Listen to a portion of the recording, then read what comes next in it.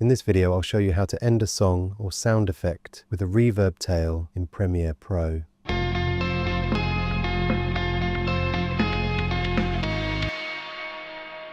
This is useful when you want to cut music early, but you don't want the ending to sound sudden or harsh. Instead of the audio just stopping, we can make it echo out smoothly with reverb. First, open your Premiere Pro project, then find the song, sound effect, or audio clip you want to end with reverb.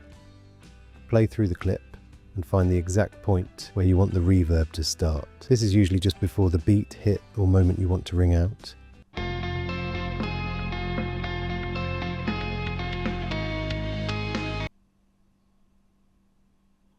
Once you've found the right point, use the razor tool or press C on your keyboard.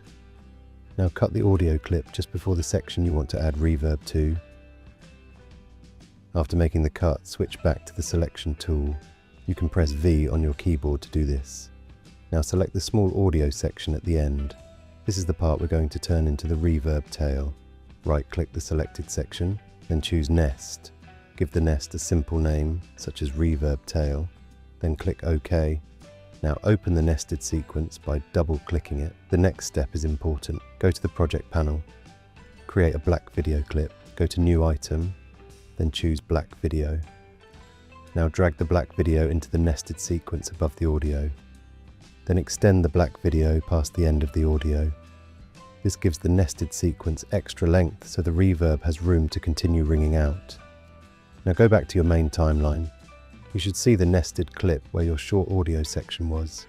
Open the Effects panel, search for Studio Reverb, drag Studio Reverb onto the nested clip. Now select the nested clip, go to Effect Controls, find Studio Reverb, open the Edit settings if needed. For a strong reverb tail, increase the decay. You can push the decay all the way up to 10,000. This gives the sound a long echoing tail.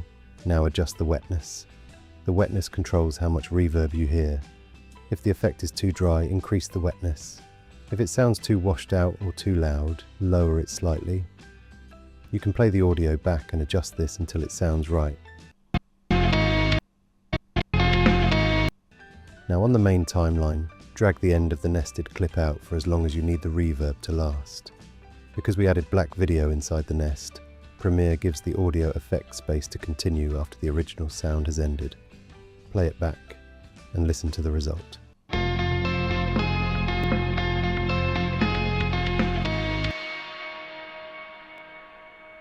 The song or sound effect should now ring out smoothly instead of stopping suddenly.